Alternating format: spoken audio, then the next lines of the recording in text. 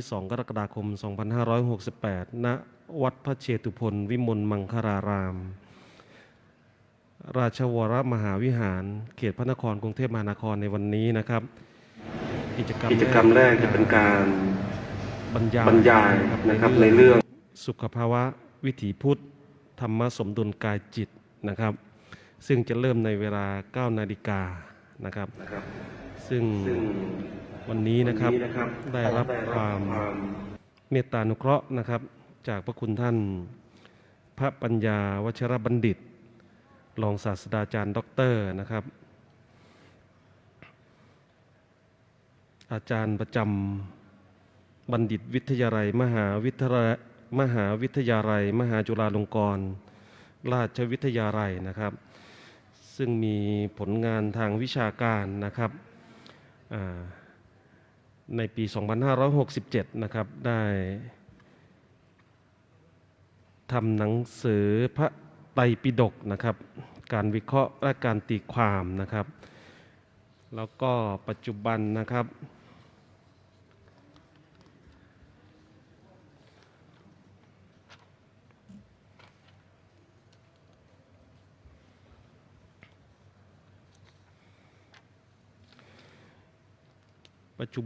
เป็นผู้สอบวิทยานิพนธ์นะครับนิสิตระดับปริญญาโทณมหาวิทยาลัยพระพุทธศาสนาดองกุกนะครับประเทศเกาหลีใต้นะครับซึ่งการบรรยายจะเริ่มในเวลา 9 นาฬิกาโดยประมาณนะครับฉะนั้นแล้วในช่วงนี้เป็นช่วงการเตรียมความพร้อมนะครับขอกราบอาราธนาพระคุณเจ้าและก็ผู้ที่เข้าร่วมการสัมมนานะครับพร้อมกันณบริเวณพระอุโบสถแห่งนี้นะครับ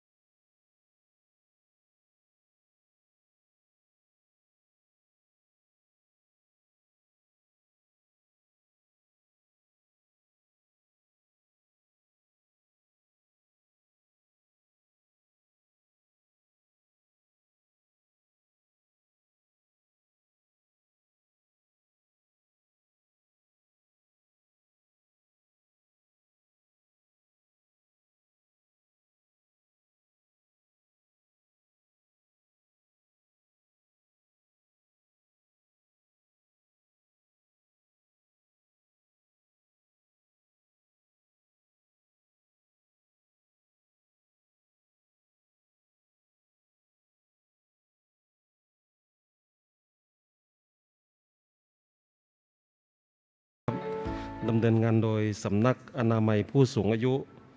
กรมอนามัยกระทรวงสาธารณสุขนะครับโดยมีวัตถุประสงค์เพื่อพัฒนาศักยภาพของภาคีลานุปถากพระอาสาสมัครส่งเสริมสุขภาพประจำวัดนะครับหรือที่เราเรียกกันย่อๆว่าอสวนะครับ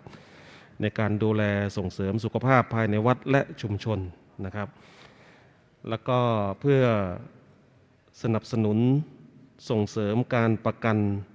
ประเมินพฤติกรรมสุขภาพพร้อมจัดกิจกรรมส่งเสริมสุขภาพและปรับเปลี่ยนพฤติกรรมสุขภาพในพระสงฆ์กลุ่มเสี่ยงนะครับและก็เพื่อสนับสนุนส่งเสริมให้พระสงฆ์มีความรอบรู้ด้านสุขภาพได้รับการดูแลส่งเสริมสุขภาพตามหลักพระธรรมวินัยและสามารถขยายผลสู่การพัฒนาสุขภาวะของชุมชนได้นะครับ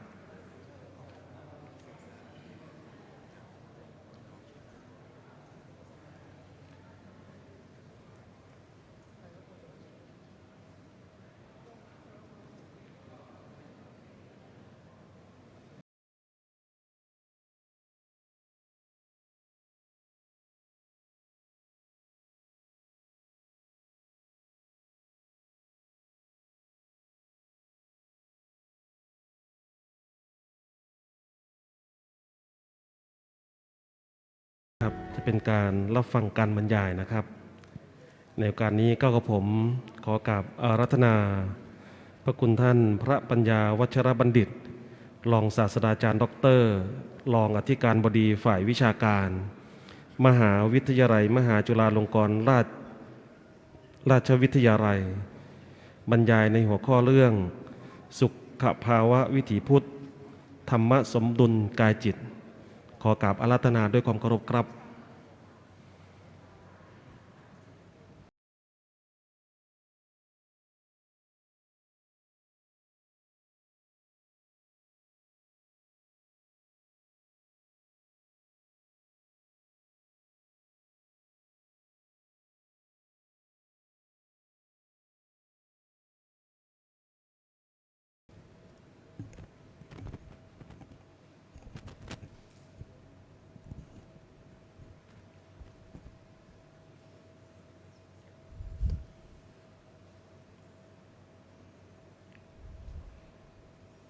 ถวายความเคารพพระเถรานุเถระโดยมีพระเดชพระคุณพระราชวชิราธิบดีเลขานุการเจ้าคณะกรุงเทพมหานครพระเดชพระคุณพระปัญญาวชิรากรพระเถรานุเถระทุกรูปและขอเจริญพรผู้บริหารบุคลากรของกระทรวงสาธารณสุขโดยกรมอนามัยวันนี้กระผมอัตโนภาพรู้สึกยินดีที่ได้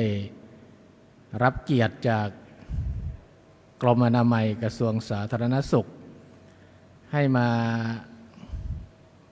แลกเปลี่ยนเรียนรู้ทางวิชาการ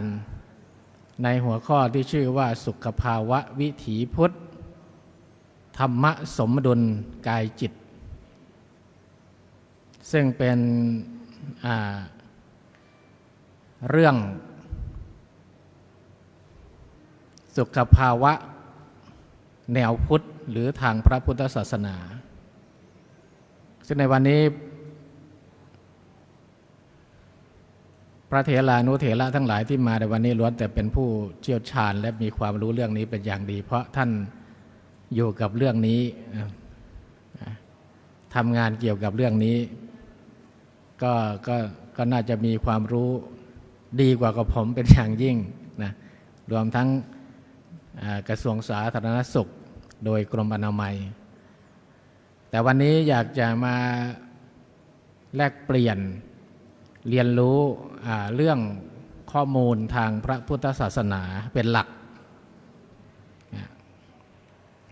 ก่อนอื่นขอ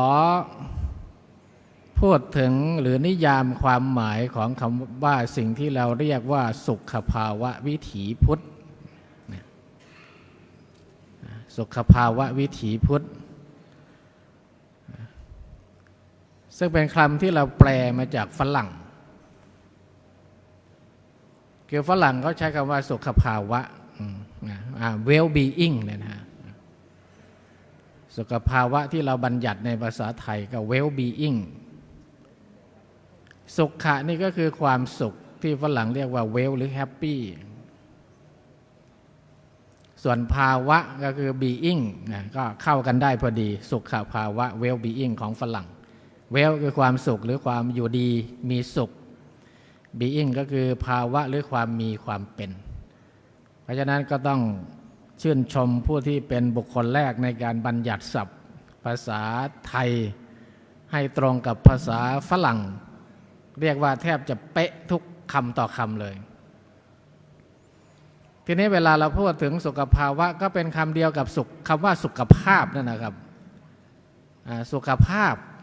เขียนแบบไทยก็คือสุขภาพอ่านแบบบาลีก็คือสุขภาวะแต่เวลาเราใช้ในภาษาไทยคำเดียวกันเราใช้คนละความหมายสุขภาพจะมุ่งไปที่สุขภาพทางด้านร่างกายแต่เวลาเราพูดถึงคำว่าสุขภาวะนี่เราจะมุ่งถึงองค์รวมหมายถึงสุขภาพกายด้วยสุขภาพใจด้วยสุขภาพทางสังคมด้วยสุขภาพทางอารมณ์ด้วยครอบคลุมทั้งเรื่องกายจิตสังคมและปัญญาที่เรียกว่าจิตวิญญาณเพราะฉะนั้นในหัวข้อในวันนี้ที่กระทรวงสาธารณสุขโดยกรมอนามัยได้ตั้งให้ว่าสุขภาวะวิถีพุทธธรรมสมดุลกายจิตหมายความว่าความมีสุขภาพดีไม่ใช่ว่าแค่เรื่องร่างกายอย่างเดียวต้องมีความสมดุลทางด้านจิตใจด้วยแสดงว่ากรมอนามัยกระทรวงสาธารณสุขก็ดีหลักพระพุทธศาสนาก็ดีเราให้ความสำคัญกับสุขภาวะหรือภาวะที่มีความสุขทางด้านร่างกายและด้านจิตใจครอบคลุมไปถึงเรื่องทางสังคมแล้วก็เรื่องทางอารมณ์หรือทางจิตวิทยาด้วยนี่จึงจะเรียกว่าเป็นความหมายของคำว่าสุขภาวะสุขภาพเน้นสุขภาพกายแต่สุขภาวะซึ่งเป็นคำเดียวกันแท้ๆนะแต่ในภาษาไทยเราเอามาใช้ในความหมายที่กว้างก็คือเป็นเรื่องของสุขภาวะองค์รวมทีนี้นี่ก็คือภาพนี้แสดงให้เห็นถึงมิติที่เขาเรียกว่ามิติหรือด้านว่าเวลาเราพูดถึงคำว่าสุขภาวะหรือสุขภาพองค์รวมสุขภาวะองค์รวมเนี่ยเราหมายถึงเรื่องอะไรบ้างมันก็จะเป็นวงกลมที่ทับซ้อนกันเป็นห่วงที่เกี่ยวพันกันในที่นี้หมายความว่ามันเป็นเรื่องที่แยกขาดออกจากกันไม่ได้หลอมรวมเป็นหนึ่งเดียวก็คือเรื่องของกายฝรั่งก็เรียกว่าเรื่องทางฟิสิกส์physical เรื่องทางจิตกายเนี่ยกรมอนามัยกระทรวงสาธารณสุขเขาเน้นอยู่แล้วเขามีความเชี่ยวชาญเป็นอย่างดีแต่เรื่องจิตรวมทั้งเรื่องปัญญา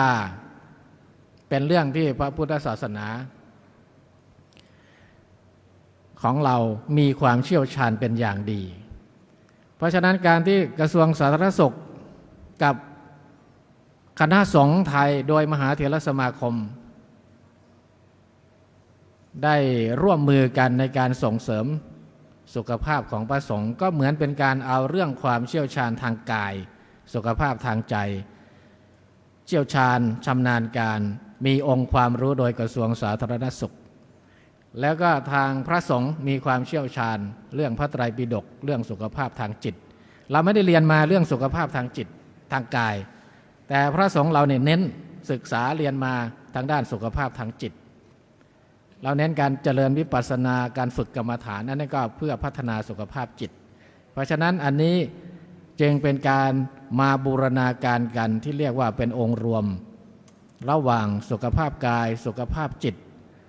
สุขภาพทางสังคมและก็สุขภาพทางปัญญารวมกัน4อย่างนี้สีแดงๆเนี่ยเป็นเรื่องของกระทรวงสาธารณสุขเป็นหลักแต่พระสงฆ์เราก็ต้องเกี่ยวข้องนะสีเหลืองสีน้ำเงิน แล้วก็สีเขียวเทาๆเนี่ยเป็นเรื่องที่พระสงฆ์เรามีความรู้ความเชี่ยวชาญและให้ความสำคัญอยู่แล้วนะครับต่อไปทีนี้ความสำคัญของสุขภาวะในพระพุทธศาสนาเรามักจะหยิบพุทธภาษิตในคัมภีร์ธรรมบทมาพูดกันบ่อยๆคืออาโรคยะปรมาลาภาบางท่านก็ไปอ่านว่าอาโรคยาแยกกับปรมาออกจากกันที่จะเป็นคำเดียวกันนักอ่านว่าอาโรคยะปรมาลาภาเรามักจะแปลว่าความไม่มีโลกเป็นลาภอันประเสริฐแต่จริงๆถ้าจะแปลให้ถูกนะครับแปลให้ถูกและสื่อความหมายชัดจริงๆก็คือบรรดาลาภทั้งหลายคือลาภมันมีหลายลาภลาภในโลกนี้มีหลายลาภก็คือสิ่งที่เราได้มาเป็นทรัพย์สินเงินทองทรัพย์สมบัติที่เราได้มามีมากมายเป็นพหูพจน์พหูวจนะมีมากมายแต่มีลาภอย่างหนึ่งที่ยอดเยี่ยมที่เรียกว่าเป็นปรมะเลยก็คือความไม่มีโลกเนี่ยเป็นยอดเยี่ยมถ้าจะสื่อความหมายให้ถูกก็ต้องสื่อความหมายแบบนี้ลาภมีหลายอย่างครับแต่มีลาภที่ยอดเยี่ยมมีเพียงลาภเดียวก็คือความไม่มีโลกความไม่มีโลกที่ยอดเยี่ยมในพุทธศาสนาเนี่ยไม่เฉพาะความไม่มีโรคทางกายเท่านั้นแต่ท่านเน้นไปที่ความไม่มีโรคทางใจอาโรคยะเนี่ยเป็นไวยพจน์หรือเป็นคำที่ใช้แทนกันได้แทนพระนิพพานก็ได้นะอาโรคยะเนี่ยไปเป็นไวยพจน์เป็นซินโนนีมในภาษาชาวบ้านเนี่ยเป็นคำที่ใช้แทนกันได้คือเป็นไวยพจน์ของพระนิพพานเพราะฉะนั้นที่บอกว่าเป็นลาภอันยอดเยี่ยมเป็นลาภอันประเสริฐเนี่ยก็คือความไม่มีโลกในระดับสูงเลยแต่ในที่นี้เราก็มาประยุกต์ใช้กับสังคมทั่วไปคนทั่วไปนอกจากนั้นพระพุทธเจ้าท่านยังตรัสไว้อีกแห่งหนึ่งในพระไตรปิฎกเล่ม25ด้วยปริชินนะมิทังรูปังโรคานิทังเนี่ยร่างกายนี้แก่ง่อมแล้วเป็นลังแห่งโลกแต่เราจะตัดเอาสั้นๆใช่ไหมรูปังโรคานิทังร่างกายเป็นลังแห่งโลกแต่จริงๆถ้าจะพูดให้ครอบก็คือว่าร่างกายที่แก่งอมแล้วเนี่ยเวลามันจะป่วยไข้อยู่บ่อยๆพระพุทธเจ้าไม่ได้มุ่งไปที่ร่างกายที่ยังหนุ่มๆนะไม่ได้มุ่งไปที่ร่างกายที่ยังหนุ่มไม่มุ่งไปที่ร่างกายของพระองค์นี่แหละที่แก่แล้วก็มักจะตามมาด้วยความเจ็บป่วยเป็นลังแห่งโลกนะแต่คนที่หนุ่มๆเนี่ยก็ยังไม่เป็นลังแห่งโลกเท่าไหร่ก็เจ็บป่วยอยู่แต่ยังไม่เป็นลังแห่งโลกนะอันนี้ก็ข้อมูลเหล่านี้เป็นการสะท้อนให้เห็นว่าพระพุทธศาสนาโดยองค์สมเด็จพระสัมมาสัมพุทธเจ้าของเราให้ความสำคัญกับเรื่องสุขภาวะทั้งสุขภาวะทางกายและทางใจด้วยนอกจากนั้นมีพุทธภาษิตรับรองในคาถาธรรมบททุกท่านไปศึกษาเพิ่มเติมได้ในสุขวรรคสุขวรรคธรรมบทแต่ว่าเวลาเราแปลเป็นภาษาไทยเนี่ยผมว่าแปลไม่ค่อยชัดและแปลไม่ค่อยตรงพูดว่าแปลไม่ค่อยถูกกันแหละคือคำว่าอานาตุระเนี่ยอานาหรือในภาษาไทยเขาเรียกว่าอาดูลความอาดูลราชบัณฑิตยสถานนิยามว่าความเดือดร้อนใจความเร่าร้อนแต่ผมไปเช็คมาแล้วผมไปแยกในคัมภีร์ต่างๆคัมภีร์ไวยากรณ์ใหญ่คำที่ใช้แทนคนป่วยจะมีอยู่3คำในพุทธศาสนา1คำว่าขีลานะที่ท่านทั้งหลายเป็นพระขีลานุปถากเลยขีลานะแปลว่าคนป่วยใช่ไหมคนเจ็บป่วยอีกคำหนึ่งก็คืออาพาธหรืออาพาทิตะอาพาทิตะแปลว่าคนอาพาธอีกคำหนึ่งที่เราไม่พูดถึงเคยคือว่าอาตุระหรืออาดูลเนี่ยเป็นชื่อของคนป่วยแต่พอมาแปลในเอกสารภาษาไทยพระไตรปิฎกบ้างเราจะแปลว่าเดือดร้อนหรือเร่าร้อนก็มีจริงคัมภีร์ไวยากรณ์ท่านบอกไว้เลยเป็นชื่อของคนป่วยหลวงพ่อปราชญ์ทางบาลีวัดราชโอรสท่านก็เขียนไว้เหมือนกันว่าอาตุระมันหมายถึงคนป่วยเพราะฉะนั้นธรรมบทนี้ถ้าจะแปลให้ถูกต้องแปลว่าบรรดาหมู่มนุษย์ผู้เจ็บป่วยในที่นี้หมายถึงเจ็บป่วยทางกายด้วยเจ็บป่วยทางใจด้วยนะเราอยู่โดยไม่เจ็บป่วยเนี่ยวิหารามะอนาตุราเราอยู่โดยไม่เจ็บป่วยฝรั่งสำนวนแปลฝรั่งทุกสำนวน แปลคำว่าอาตุระหรืออนาตุระเนี่ยเป็นเรื่องของความเจ็บป่วยหมดนะผมไปเช็คดูแล้วทุกสำนวนแปลในธรรมบทแต่มีอันนี้ก็แปลกนะบ้านเราเนี่ยแปลว่าเร่าร้อนเร่าร้อนมันจะเร่าร้อนพระเดชพระคุณขออนุญาตท่านเป็นผู้เชี่ยวชาญเรื่องบาลีครับอันนี้กล้าไปคนมาเพราะฉะนั้นผมว่าธรรมบทนี้น่าจะเป็นคาถาที่สองของสุขวัคธรรมบทนะอันนี้ผมคิดว่าน่าจะต้องเช็คให้ดีผมเช็คอัตถกถาแล้วอัตถกถาก็แปลว่าอ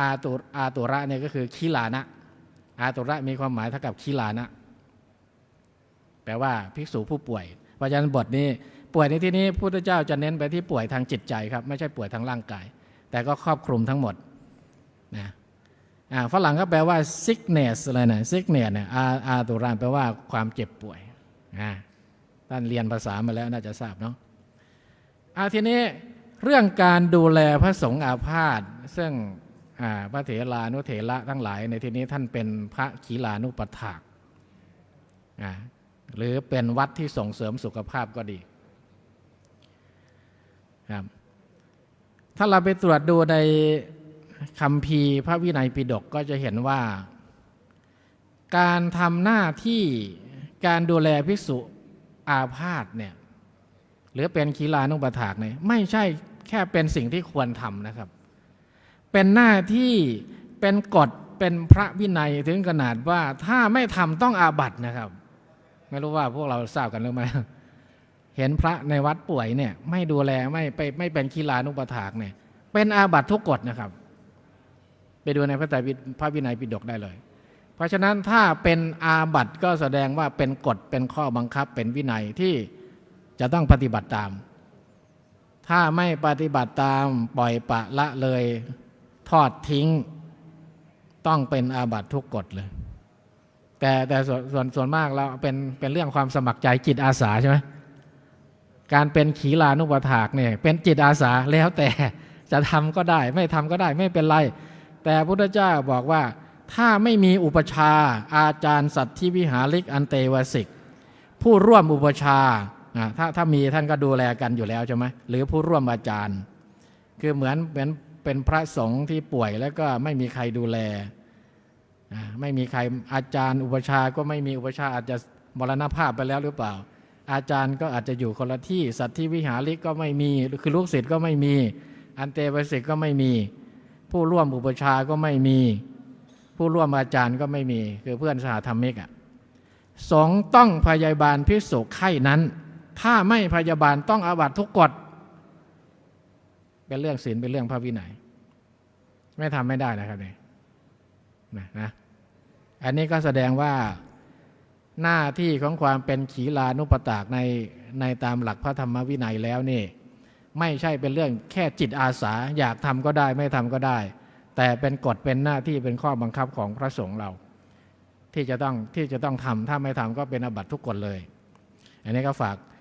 เอาไว้ไปค้นคว้าเพิ่มเติมนะครับกายจิตสัมพันธ์กันนะอันนี้พวกเราก็ทราบอยู่แล้วนะถ้าจิตป่วยกายมันก็มีแนวโน้มที่จะป่วยถ้ากายป่วยถ้าคนปุถุชนธรรมดานะเหมือนในคัมภีร์ท่านบอกว่าเหมือนถูกลูกศรพระอรหันต์เนี่ยผู้บรรลุธรรมแล้วเนี่ยเหมือนถูกลูกศรดอกเดียวก็คือถ้าป่วยมาแล้วก็เจ็บแต่กายแต่ใจไม่เจ็บใจไม่ป่วยแต่ถ้าเป็นพระอรหันต์เนี่ยเป็นพระอรหันต์ท่านเจ็บแต่กายป่วยแต่กายเช่นพระโมคคัลลานะพระพุทธเจ้าตอนที่พระองค์ทรงอาพาธก็จะเจ็บป่วยแต่ร่างกายแต่ใจไม่เจ็บไม่ป่วยแต่ถ้าเป็นปุถุชนคนธรรมดาเนี่ยก็ป่วยทั้งกายด้วยป่วยทั้งใจด้วยเพราะฉะนั้นในการรักษาเราจึงเน้นเรื่องสุขภาวะองค์รวมก็คือรักษาใจและรักษากายด้วยเมื่อใจดีกายก็สงบเมื่อกายดีใจก็มีปีตินี่ข้อความในพระไตรปิฎกตัวอย่างพระไตรปิฎกนะกายยังทุขิตังโหติมโนสุขิตังโหติแม้ร่างกายป่วยแต่ใจไม่ป่วยใจเป็นสุขกายิกังทุกขังปฏิสังเวทิณจะมา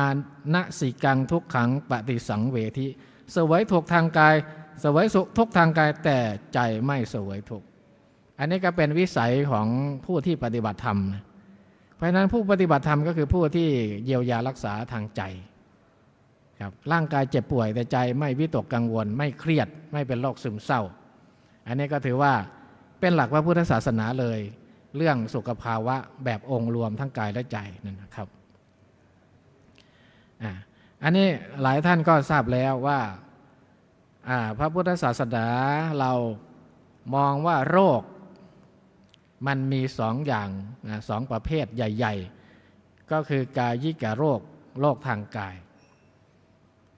ความเจ็บป่วยทางกายและก็เจตสิกโรคเนี่ยโรคทางใจโรคที่พระพุทธเจ้าให้ความสำคัญมากที่สุดและก็เป็นหน้าที่ของพระสงฆ์ที่จะต้องรักษาโรคแบบนี้ก็คือโรคอย่างที่สองโรคทางกายเราไม่เชี่ยวชาญเราไปพึ่งหมอไปพึ่งโรงพยาบาลนะเวลาเจ็บป่วยเราก็ไปหาหมอไปเราไม่มีความเชี่ยวชาญเรื่องนี้แต่ว่าสุขภาพพื้นฐานเราก็พอทำได้อย่างเช่นพระขีลานุปถากเนี่ยท่านก็ศึกษาอบรมมาก็สามารถจะดูแลได้ในเรื่องของก็เรียกว่าสุขภาพในระดับพื้นฐานทั่วไปแต่ว่าในเชิงลึกแล้วเราก็ไม่มีความเชี่ยวชาญแต่เรื่องที่เป็นหัวใจเป็นแก่นของพระพุทธศาสนาเลยก็คือเจตสิกโลกก็คือโลกที่เกิดจากกิเลสโลภะโทสะโมหะนี่แหละครับมันก็เป็นหน้าที่ของพวกเราอยู่แล้วในการปฏิบัติธรรมทั้งหมดที่เราปฏิบัติก็มุ่งไปเพื่อที่จะรักษาโรคประเภทนี้ฉะนั้นพระสงฆ์เราก็น่าจะเป็นผู้ที่มีโรคทางใจน้อยกว่าชาวบ้านนะเพราะเรารักษาอยู่ทุกวันสวดมนต์ไหว้พระเจริญกรรมฐานอยู่ทุกวันโรคของพวกเราน่าจะน้อยลงเราน่าจะไปช่วยโยมรักษาโรคพวกนี้นะให้โยมเขามารักษาโรคกายพวกเราแต่เราเนี่ยไปรักษาโรคใจของพวกเขาก็แลกเปลี่ยนกันโยมให้อาหารบิณฑบาตใช่ไหมโยมอุปถัมภ์พระภิกษุสามเณรด้วยอาหารบิณฑบาตเขาเรียกว่าอามิสทานโยมให้อามิสทานแต่เราให้ธรรมทานให้ธรรมทานเนี่ยผมคิดว่าเนี่ยให้วิธีการที่จะรักษาโรคทางใจนี่แหละเป็นการแลกเปลี่ยนกันแต่บางทีโยมก็ไม่ช่วยรักษาโรคทางใจคว้าเนี่ยเราด้วยนะเอาทีนี้หัวข้อของเวลาของผมไม่เกิน10 โมงนะครับเดี๋ยวจะเริ่มพิธีสุขภาวะองค์รวมแนวพุทธธรรมะสมดุลเนี่ยเป็นหัวข้อของกรมอนามัยกระทรวงสาธารณสุขตั้งให้กายจิตสุขภาวะองค์รวมวิถีพุทธเนี่ยอย่างที่บอกแล้วก็คือว่าคำว่าองค์รวมที่ภาษาฝรั่งก็เรียกว่า holistic เนี่ยองค์รวมหมายถึงรวมเอากายรวมเอาใจรวมเอาสังคมแล้วก็เอารวมเอาปัญญาเข้าไปด้วยมุ่งเน้นการดูแลร่างกายจิตใจสังคมและจิตวิญญาณอย่างสมดุลคือไม่มากไม่น้อยกายอย่างเดียวใจไม่รักษาเลยมันก็ไม่มีความสุขใจมีความสุขแต่กายก็ไม่รักษาเลยทอดทิ้งเป็นโรคเบาหวานโรคความดันมันก็ไม่มีความสุขนะครับเพราะฉะนั้นอันนี้ก็เป็นแนวทางของกระทรวงสาธารณสุขซึ่งเป็นแนวทางของหลักพระพุทธศาสนาของเราอยู่แล้วในการที่จะรักษาทั้งเจตสิกโรคแล้วก็กายิกโรคไปพร้อมๆกันทีนี้เมื่อพูดถึงสุขภาวะองค์รวมทางพระพุทธศาสนาท่านทั้งหลายก็คงจะทราบนะในพระพุทธศาสนาของเราเนี่ยเราพูดถึงหลักภาวนา4หลักภาวนา4เรียกว่ากายภาวนาก็คือสุขภาวะทางกายเมื่อเรามีกายภาวนาคือพัฒนากายพระพุทธเจ้าสอนเรื่องการพัฒนากายก็คือทำให้กายนั้นมีสุขภาวะที่ดีร่างกายแข็งแรงอย่างเช่นเวลาจะทำวัดสวดมนต์ตอนเช้าตอนเย็นใช่ไหมเราสวดปฏิสังขารโยเราสวดอัจฉมยาอันนี้จริงๆแล้วก็เป็นการเตือนสติให้ในเรื่องของสุขภาวะทางร่างกายเสพบริโภคปัจจัย4อาหารบิณฑบาตยารักษาโรคที่อยู่อาศัยด้วยการคิดอย่างโยนิโสมนสิการคิดอย่างรอบคอบถี่ถ้วนไตรตรองพิจารณาไม่ให้เป็นไปเพื่อความเมามันเพลิดเพลินสนุกสนานอย่างนี้เป็นต้นใช่ไหมอันนี้ก็จะเป็นการบริโภคปัจจัย4ในชีวิตประจำวันอย่าง ตระหนักหรือคำนึงถึงสุขภาวะทางด้านร่างกายอันนี้ก็เป็นสิ่งที่พวกเราปฏิบัติอยู่แล้วนะแต่พิจารณาไปบางทีก็ไม่ได้พิจารณาว่าอันนี้ควรฉันหรือไม่ควรฉัน พิจารณาเฉยๆก็มีนะก็เรียกว่าทำตามประเพณีนะทำตามประเพณีเครื่องดื่มชนิดนี้มันเหมาะไหมนะมันมีน้ำตาลอะไรไหมพิจารณาเสร็จแล้วแต่ไม่เลือกใช่ไหมเลือกฉันใครเอาให้ก็ฉันหมดเลยแต่พิจารณาแล้วนะแต่คำว่าพิจารณาในพระพุทธศาสนาหมายถึงเลือกนะครับเลือกอันนี้ควรฉันอันนี้ไม่ควรฉันอันนี้เป็นอันตรายอันนี้ดีต่อสุขภาพแต่เราพิจารณาเฉยๆเราก็ฉันทุกอย่างพิจารณาเสร็จแล้วก็ฉันทุกอย่างเหมือนเดิมอันนี้มันก็เป็นเรื่องที่บางทีก็ทำตามประเพณีไปศีลสังคมสภาวะทางสังคมมีศีลรักษาศีล227ศีล5ศีล8ศีลของพิสุทธิ์ศีลจริงๆเจตนารมณ์ก็คือเจตนารมณ์ของศีลก็คือเพื่อสร้างความ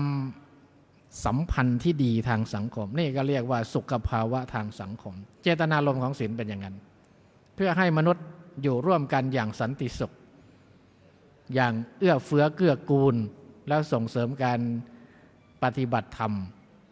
สร้างสภาวะแวดล้อมทางสังคมสร้างบรรยากาศทางสังคมจริงๆพระพุทธเจ้าออกแบบศีลบัญญัติศีล227เนี่ยก็เพื่อที่จะพัฒนาสุขภาวะทางสังคมนั่นเองนะครับเพราะฉะนั้นนี่คือเหตุผลว่าทำไมไตรสิกขาจึงเริ่มด้วยศีลสิกขาก็เพื่อวางระบบวางระเบียบวางกติกาทางสังคมให้มันเอื้อต่อการที่จะพัฒนาทางด้านจิตตสิกขาในระดับกลางเรียกว่าสมาธิถ้าศีลไม่เอื้อการพัฒนาสมาธิก็เกิดได้ยากถ้าสมาธิไม่เอื้อการพัฒนาปัญญาก็เกิดได้ยากเพราะฉะนั้นก็จะพัฒนาลดหลั่นกันลงไปศีลจึงเป็นสิ่งที่ขาดไม่ได้ถ้าขาดสุขภาวะทางศีลหรือทางสังคมการบรรลุนิพพานก็จะเกิดขึ้นไม่ได้การบรรลุธรรมจะเกิดขึ้นไม่ได้ครับแล้วจิตเนี่ยสุขภาวะทางจิตเนี่ยเป็นความเชี่ยวชาญเป็นจุดเน้นของพระพุทธศาสนาเลยนะจิตเนี่ยฝรั่งก็เรียกว่า mental หรือ emotion emotion คืออารมณ์โกรธอารมณ์อิจฉาริษยาอารมณ์เครียดอะไรพวกนี้คนทุกวันเนี่ยมีความเครียดมันก็เป็นปัญหาทางอารมณ์โกรธมันเป็นปัญหาทางอารมณ์เพราะฉะนั้นการพัฒนาจิตทางพระพุทธศาสนาเนี่ยถือว่าเป็นเรื่องที่เป็นแกนหัวใจสำคัญของพระพุทธศาสนาเลย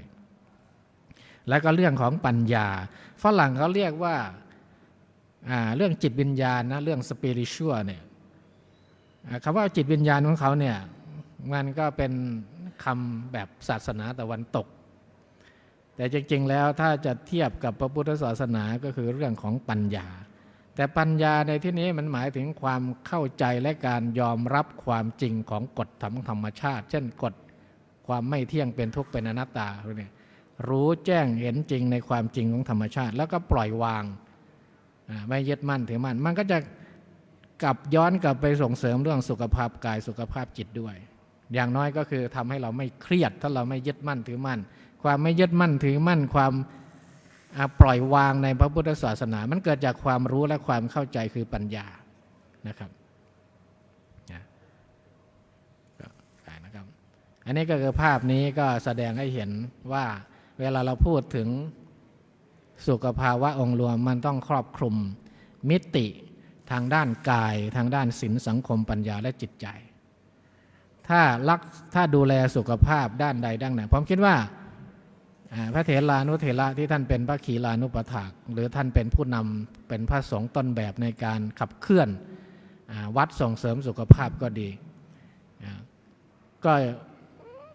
ก็ได้เอามิติทั้ง4ด้านนี้เข้ามาหลอมรวมด้วยกันเรียกว่าเป็นองค์รวมทั้งด้านจิตใจปัญญาสังคมและกายนะ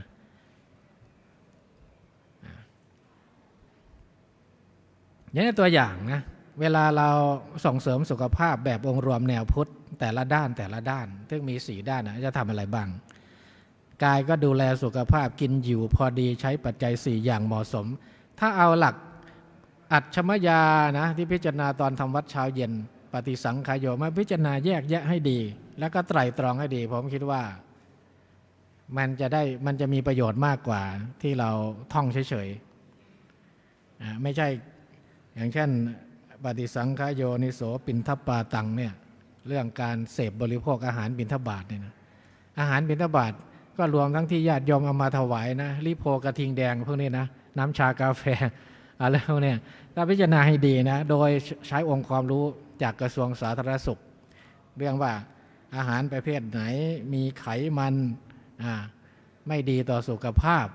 เราก็พิจารณาแล้วก็แยกคัดออกฉันแต่สิ่งที่มันมีผลดีต่อสุขภาพฉันข้าวขาวมากๆเขาก็บอกว่ามันจะทำให้เป็นโรคเบาหวานอายุมากแล้วอายุ40ขึ้นอายุ50ขึ้นเนี่ยต้องลดข้าวต้องลดแป้งลงลดข้าวขาวลงอย่างนี้เป็นต้นเอาไงนะที่จริงปฏิสังขายโยมันน่าจะต้องบูรณาการกับเรื่องสุขภาวะองค์รวมนะไม่ใช่พิจารณาเฉยๆศีลสังคมรักษาศีลมีจิตดีทำประโยชน์ต่อสังคมจิตฝึกสมาธิเจริญสติลดความเครียดมีความเมตตากรุณาปัญญาจิตวิญญาณเจริญปัญญาเห็นความจริงของชีวิตอันนี้ก็พวกเราก็ทราบกันดีอยู่แล้วเนาะทีนี้หลักอริยสัจสี่จริงๆแล้วเนี่ยถ้าพิจารณากันดีๆในคัมภีร์ท่านบอกไว้เลยนะทั้งฝ่ายมหายานและเถรวาทนะทั้งฝ่ายมหายานและเถรวาทบอกว่าพระพุทธเจ้าของเรานี่เป็นหมอเป็นหมอผู้ยิ่งใหญ่เป็นนายแพทย์ผู้ยิ่งใหญ่เวชโชเนี่ยมหาเวชโชเลยนะทำไมจึงได้รับการยกย่องแบบนี้เพราะพระองค์สอนหลักอริยสัจสี่จึงได้รับสมญานามว่าเป็นแพทย์หรือเป็นหมอผู้ยิ่งใหญ่ในคัมภีร์ชั้นอัตถกถาผมเคยเจอแต่ผมจำไม่ได้อยู่ที่ไหนนะในคัมภีร์มหายานเนี่ยชัดเจนนะได้พูดถึงเรื่องนี้ได้กล่าวถึงเรื่องนี้ได้ยกย่องชมเชยว่าพระพุทธเจ้าเนี่ยเปรียบเสมือนหมอรักษาโรคผู้ยิ่งใหญ่เพราะอะไรถึงเรียกว่าเป็นหมอผู้รักษาโรคผู้ยิ่งใหญ่เพราะพระองค์แสดงขั้นตอนตามหลักอริยสัจสี่คือขั้นตอนตามหลักอริยสัจสี่เนี่ยเป็นขั้นตอนของนักวิทยาศาสตร์โดยเฉพาะนักวิทยาศาสตร์ทางด้านการแพทย์เวลาเขาจะรักษาโรคเนี่ยเขาจะมีขั้นตอนแบบนี้1 2 3 4 5 1 2 3 4ไล่ไปตามลำดับคือเวลาหมอจะวินิจฉัยโรคเวลาเราไปหาหมอที่โรงพยาบาลเขาก็จะดูอาการเช่นปวดหัวตัวร้อนนอนไม่หลับไม่สบายกายไม่สบายใจอันนี้อาการที่ปรากฏนะภาษาหมอเขาเรียกว่าซิมตัมเนี่ยอาการที่มันปรากฏออกมาพระพุทธเจ้าเวลาแสดงอริยสัจสี่ก็จะเริ่มด้วยการดูอาการนี่เรียกตามศัพท์พุทธศาสนาว่าทุกข์ก็คืออาการของโรคที่มันปรากฏออกมาให้เราเห็นเช่นแสดงออกทางสีหน้าท่าทางนอนไม่หลับอ่อนเพลียอย่างนี้เป็นต้นนะครับอันนี้ก็เห็นว่าเป็นขั้นตอนวินิจฉัยแบบหมอเลยแล้วก็เมื่อดูอาการเสร็จแล้วก็เชื่อมโยงอาการนั้นไปหาสาเหตุเชื่อมโยงจากอาการที่ปรากฏไปหาสาเหตุว่าอาการแบบนี้น่าจะมาจากโรคอะไรนะอาการไอเจ็บคอเนี่ยมันน่าจะเป็นโรคโควิดไหม น่าจะเป็นโรคโควิดหรือเปล่าไอเจ็บคอเนี่ยเห็นไหมเชื่อมโยงชาวตะวันตกบางคนบอกว่าพระพุทธเจ้าทำไมสอนแต่เรื่องความทุกข์ท่านเป็นคนมองโลกในแง่ร้ายหรือเปล่าอะไรก็ทุกข์ชีวิตมีแต่ความทุกข์เนี่ยสัพเพสังขาราทุกขาเนี่ยสังขารทั้งหลายทั้งปวงเป็นทุกข์เนี่ยแสดงว่าพระพุทธเจ้าเป็นคนมองโลกในแง่ร้ายหรือเปล่าแต่จริงไม่ใช่ถ้าบอกว่าพระพุทธเจ้ามองโลกในแง่ร้ายหมอทุกคนก็ต้องมองโลกในแง่ร้ายเพราะหมอเวลาตรวจโรคเริ่มต้นด้วยอาการของโรคใช่ไหมหรือปัญหาความทุกข์โยงไปหาสาเหตุแห่งโรคอันนี้เอาไปใช้ได้นะครับโดยเฉพาะที่เป็นท่านที่เป็นพระขีลานุปถากนะใช้ขั้นตอนตามหลักอริยสัจสี่ดูอาการโยงไปหาสาเหตุเราอาจจะรู้สาเหตุได้ไม่ดีเท่าหมอแต่ว่าอย่างน้อยก็รู้ ดูตัวเองนี่แหละดูตัวเองทำไมเราอ้วนแล้วเรากินอะไรอาการอ้วนมันเป็นทุกข์ใช่ไหมมันเป็นอาการที่ปรากฏอาการของโรคโยงลงไปว่าที่เราอ้วนนี่เพราะอะไรเรากินข้าวเยอะเราฉันข้าวเยอะไปหรือเปล่าเราฉันลิโพกระทิงแดงมากเกินไปหรือเปล่าอ้วนสาเหตุทีนี้นิโรธก็คือสภาวะที่หายจากโรคแล้วภาษาหมอก็เรียกว่า recovery ก็คือหายจากโรคก็คือสุขภาพดีนั่นเอง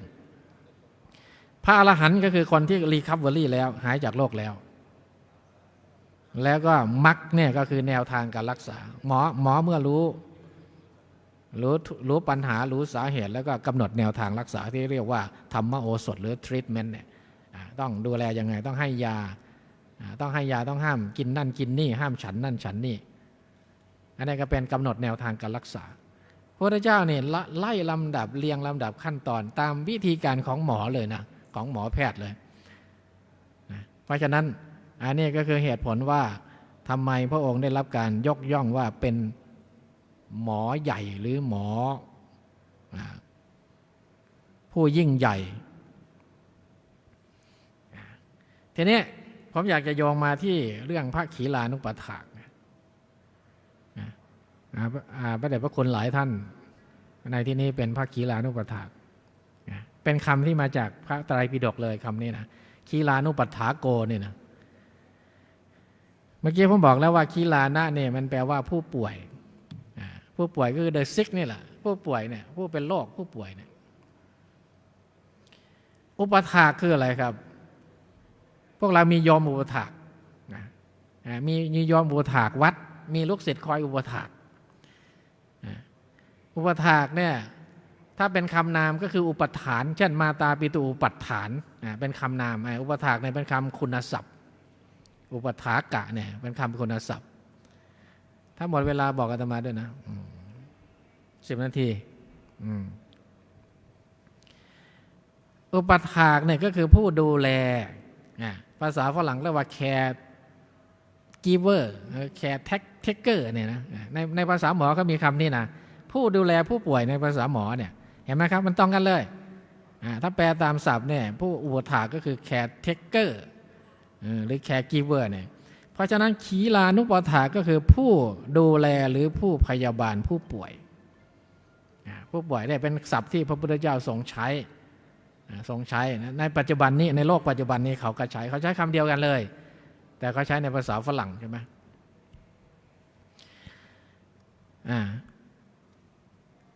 ที่ไปที่มาทุกท่านทราบอยู่แล้วนะในฐานะเป็นพระขีลานุปถากเนี่ยก็เอามาย้ำให้ดูให้เห็นอีกครั้งหนึ่งในพระวินัยปิฎกนั่นนะมีภิกษุรูปหนึ่งอาพาธแล้วก็นอนจมมูดคูดนะก็เรียกว่าทั้งถ่ายอุจจาระปัสสาวะท่านพึ่งพาตัวเองไม่ได้เลยก็ถ่ายอยู่ตรงนั้นไม่มีผู้ดูแลพระพุทธองค์จึงตรัสว่าโยโวมังอุปัฏฐเหยยะโสภิกขุงอาพาธิกังอุปัฏฐเหยยะผู้ใดพึงอุปถากเราหมายความว่าใครอยากเทคแคร์ดูแลพระพุทธเจ้าเนี่ยไม่ต้องมาดูแลเราให้ไปดูแลภิกษุผู้อาพาธจะดีกว่าให้ไปดูแลภิกษุผู้อาพาธดูแลภิกษุผู้อาพาธก็เท่ากับดูแลเรานี่แหละคล้ายๆกับผู้ใดเห็นธรรมผู้นั้นเห็นเราผู้ใดเห็นเราผู้นั้นเห็นธรรมเช่นเดียวกันผู้ใดอยากอุปถากเราให้ไปอุปถากภิกษุอาพาธเรามีผู้อุปถากแล้วคือพระอานนท์ใช่ไหมไม่ต้องการมากกว่านี้พระอานนท์ก็พอแล้วแต่ถ้าอยากอุปถากเราถ้าอยากเทคแคร์ดูแลเราให้ไปดูแลพระอาพาธดีกว่าเห็นไหมครับการดูแลพระอาพาธนี้มีค่าเท่ากับดูแลพระพุทธเจ้า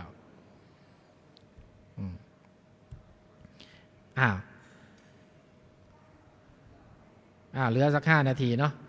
ทีนี้ในพระไตรปิฎกได้กำหนดคุณสมบัติภิกษุผู้ดูแลผู้อาพาธไว้5 ประการผมเห็นว่าสอดคล้องกับหลักการสมัยใหม่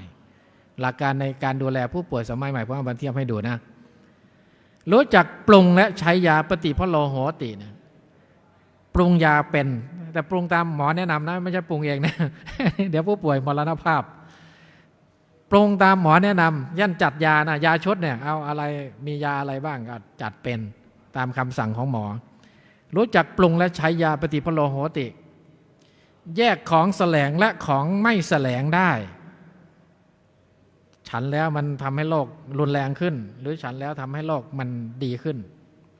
แยกออกได้อันนี้ควรกินอันนี้ควรฉันไม่ควรฉันแยกได้อันนี้มาในพระวินัยปิฎกนะมีจิตเมตตาไม่เห็นแก่อามิตรเนี่ยสำคัญเลยครับจิตอาสาเนี่ยไม่เข็นแก่อามิตรสินจ้างต้องจ้างแต่ให้เดือนเท่าไหร่ถึงจะไปรักษาดูแลให้ถ้าไม่ให้เดือนถ้าไม่ของนะไม่ให้สิ่งตอบแทนจะไม่ดูแล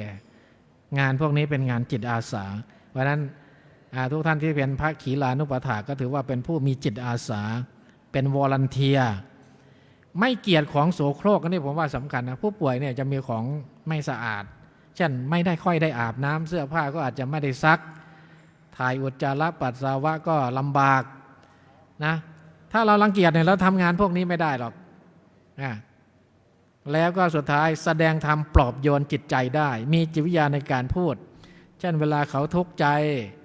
เวลาท่านเกิดความท้อแท้เหนื่อยหน่ายใจเนี่ยมีวิธีพูดยังไงจะให้กำลังใจเดี๋ยวก็หายแล้วนะเดี๋ยวก็หายแล้วกินยาอาจจะมีวิธีพูดอย่างเงี้ยนี่ก็คือ5ประการ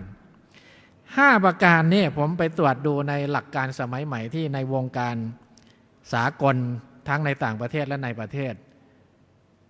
ผมไปดูว่าเขาจะมีอยู่8ข้อมากกว่าเรา3ข้อแต่หลักการเดียวกันเนี่ยพระพุทธเจ้ารู้ได้ยังไงพระพุทธเจ้าหรือว่าเขามาจากพระไตรปิฎกหรือเปล่าเอามาให้ดูเลยนะเอาภาษาอังกฤษมาเทียบเคียงให้ดูด้วยเดี๋ยวจะหาว่าผมพูดเองนะหน้าที่ของผู้ดูแลผู้ป่วยแบบสมัยใหม่อันนี้เป็นหน้าที่สากลทั่วไปเลย 1. ดูแลเรื่องส่วนตัวเช่นอะไรเขาเรียก personal care ช่วยอาบน้ำช่วยแต่งตัวพาเข้าห้องน้ำถ้าเป็นพระขีลานุปถาก็คงจะช่วยแล้วครับ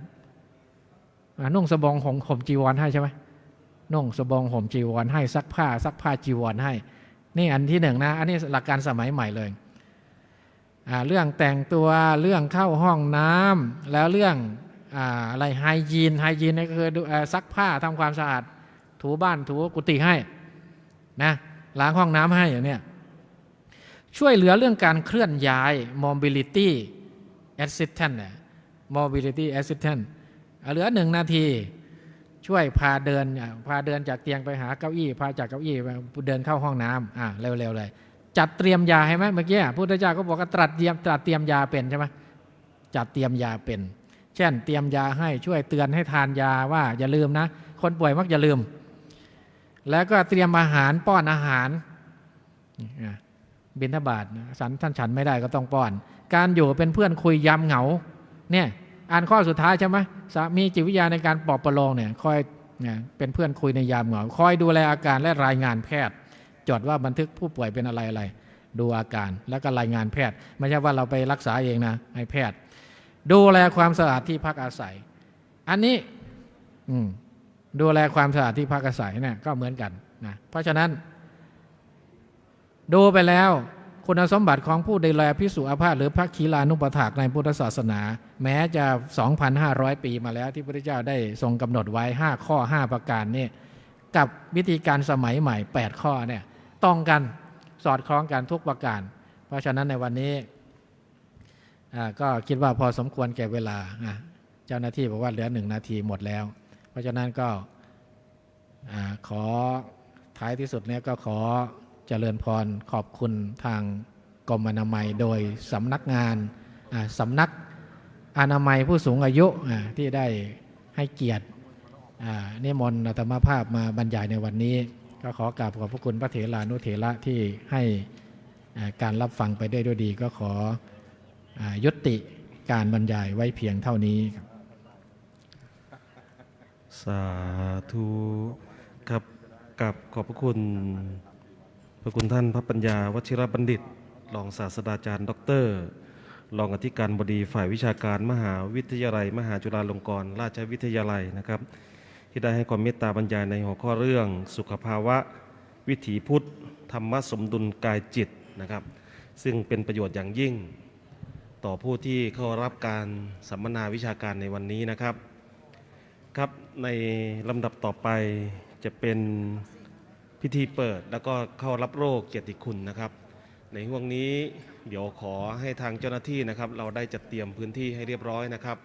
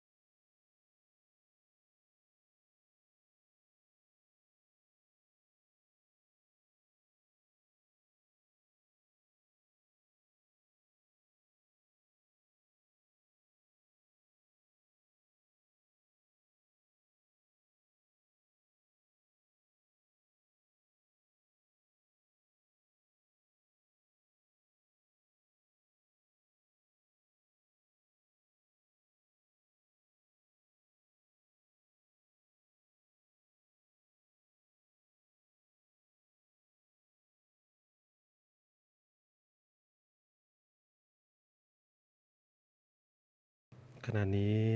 ได้รับการประสานว่าเจ้าพระคุณสมเด็จพระมหาธีราจารย์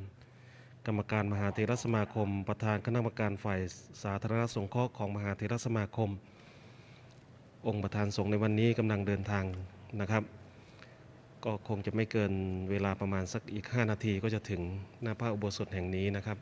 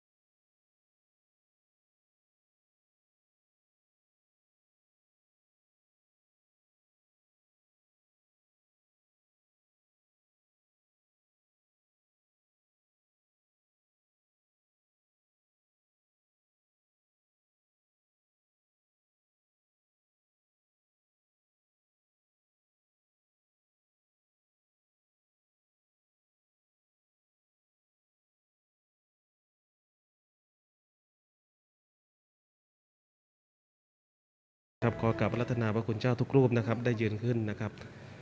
เพราะว่าเมื่อเจ้าพระคุณสมเด็จมาถึงก็จะเข้าจุดเครื่องนมัสการพระรัตนตรัยนะครับ จากนั้นก็จะเข้าประจำที่นั่งนะครับ แล้วก็จะเบิกตัวผู้แทนเข้าถวายสักการะตามลำดับนะครับ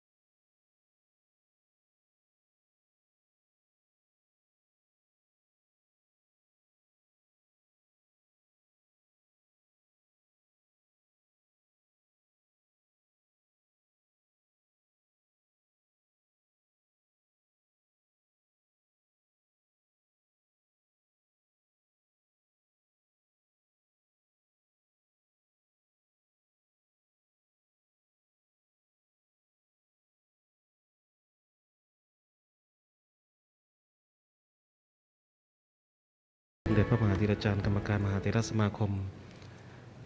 เดินทางขึ้นมาถึงในพระอุโบสถแห่งนี้นะครับขอกราบอาราธนาพระคุณเจ้าทุกรูปยืนขึ้นครับ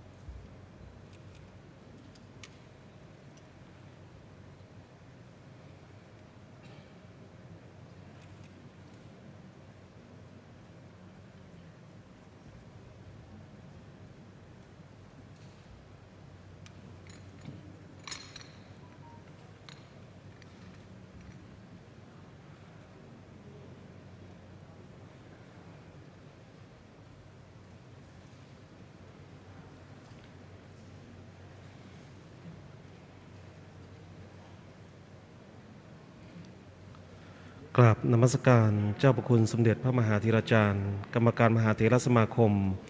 ประธานคณะกรรมการฝ่ายสาธารณสงเคราะห์ของมหาเถรสมาคมด้วยความเคารพอย่างสูงขออนุญาตเบิกตัวผู้แทนเข้าถวายสักการะตามลำดับดังนี้ขอกราบอาราธนาพระราชพิพัฒนโกศลเจ้าคณะเขตคลองสานขอกราบอาราธนาด้วยความเคารพครับ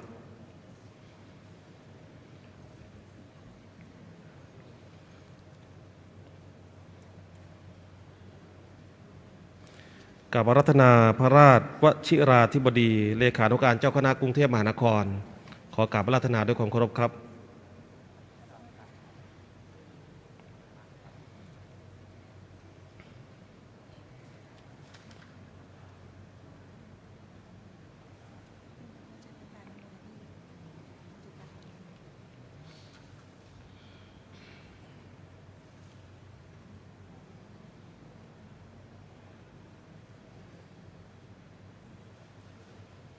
เรียนเชิญนายแพทย์โอภาสการกวินพงศ์ปลัดกระทรวงสาธารณสุขขอเรียนเชิญด้วยความเคารพครับ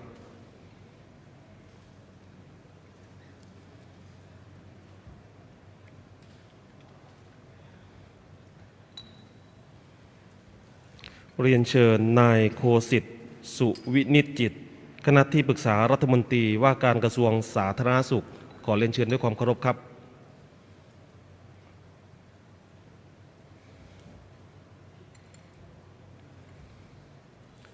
เรียนเชิญแพทย์หญิงอัมพรเบญจพลพิทักษ์อธิบดีกรมอนามัยขอเรียนเชิญด้วยความเคารพครับ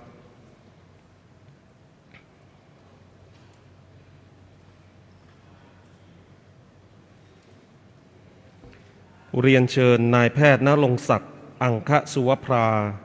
ประธานกรรมการขับเคลื่อนธรรมนูญสุขภาพพระสงฆ์แห่งชาติขอเรียนเชิญด้วยความเคารพครับ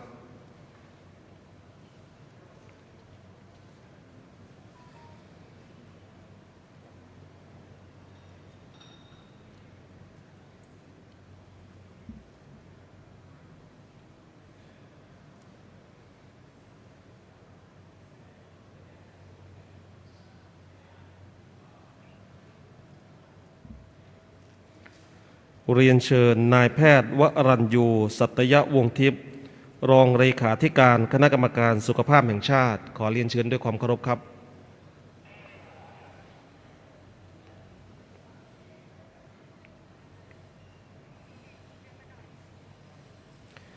และเรียนเชิญนายทีทัศน์พิมพา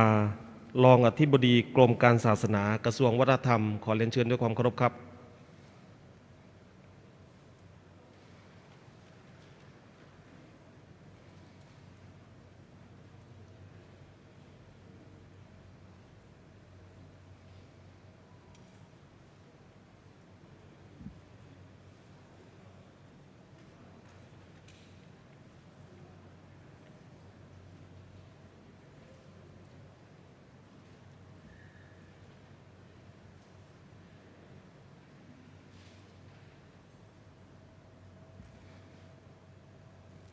ในลำดับต่อไปขอเรียนเชิญแพทย์หญิงอัมพรเบญจพลพิทักษ์อธิบดีกรมอนามัยกล่าวรายงานการดำเนินงานขอเรียนเชิญด้วยความเคารพครับ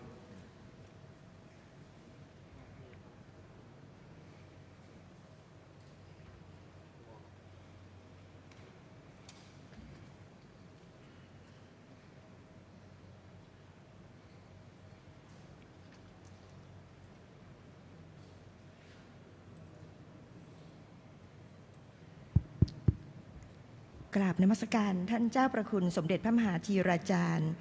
กรรมการมหาเถรสมาคมประธานฝ่ายสาธารณสงเคราะห์ของมหาเถรสมาคมเจ้าอาวาสวัดพระเชตุพนวิมลมังคลารามราชวรมหาวิหารพระเถรานุเถระและพระคิลานุปถากทุกรูปเรียนท่านปลัดกระทรวงสาธารณสุขท่านนายแพทย์โอภาสการกวินพงศ์ดิฉันในนามผู้จัดและผู้เข้าร่วมการสัมมนาขอกราบขอบพระคุณเจ้าประคุณสมเด็จพระมหาธีราจารย์และท่านปลัดกระทรวงสาธารณสุขเป็นอย่างสูงที่ได้กรุณาให้เกียรติมาเป็นประธานในพิธีเปิดการสัมมนาวิชาการสารพลังผู้นำทางศาสนากับการส่งเสริมสุขภาพแบบองค์รวมครั้งที่2ในวันนี้กระทรวงสาธารณสุขโดยกรมอนามัยได้ขับเคลื่อนการดำเนินงานผู้นำทางศาสนากับการส่งเสริมสุขภาพแบบองค์รวมผ่านโครงการวัดส่งเสริมสุขภาพและพระคิลานุปถากส่งผลให้ณปัจจุบันมีวัดส่งเสริมสุขภาพมากกว่า 21,718 วัดและพระคิลานุปถากมากกว่า 15,294 รูปในปี 2568 นี้กรมอนามัยได้ยกระดับวัดส่งเสริมสุขภาพเพื่อให้พระสงฆ์มีสุขภาวะที่ดีตามแนวทางเวชศาสตร์วิถีชีวิตหรือไลฟ์สไตล์เมดิซีนสอดคล้องตามหลักพระธรรมวินัยและต่อยอดศักยภาพให้พระคิลานุปถากมีทักษะด้านการสื่อสารสุขภาพมีความรอบรู้ด้านสุขภาพหรือ Health Literacy เป็นผู้นำด้านสุขภาวะของชุมชนและสังคมต่อไป ซึ่งสอดคล้องกับนโยบายกระทรวงสาธารณสุขในการดูแลส่งเสริมสุขภาพการเฝ้าระวังป้องกันควบคุมโรคการดูแลรักษาพยาบาลและฟื้นฟูสุขภาพพระภิกษุสงฆ์สามเณรสู่เป้าหมายผู้นำศาสนาแข็งแรงศาสนามั่นคงชุมชนเป็นสุขเวทีการสัมมนาวิชาการสารพลังผู้นำทางศาสนากับการส่งเสริมสุขภาพแบบองค์รวมครั้งที่2จัดขึ้นเพื่อเป็นเวทีแลกเปลี่ยนเรียนรู้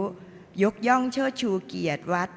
ส่งเสริมสุขภาพพระสงฆ์ต้นแบบในการขับเคลื่อนงานวัดส่งเสริมสุขภาพ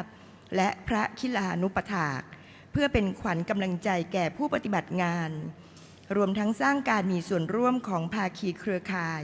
ในการขับเคลื่อนงานสุขภาพพระสงฆ์ภายใต้ธรรมนูญสุขภาพพระสงฆ์แห่งชาติ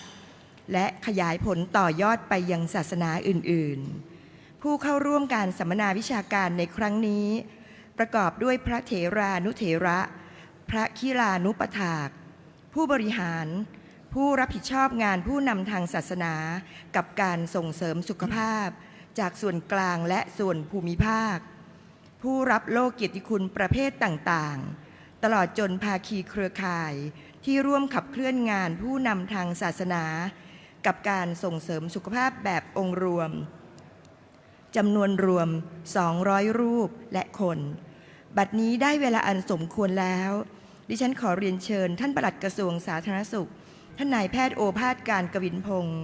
ได้กรุณากล่าวเปิดการประชุมและกราบอาราธนาเจ้าประคุณสมเด็จพระมหาธีราจารย์ผู้เป็นองค์ประธานได้โปรดเมตตาก กล่าวสัมโมทนียกถาและมอบนโยบายการขับเคลื่อนงานผู้นำทางศาสนากับการส่งเสริมสุขภาพแบบองค์รวม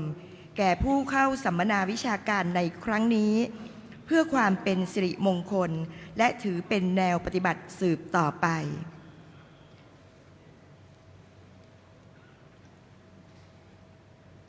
ในลำดับต่อไปขอเรียนเชิญนายแพทย์โอภาส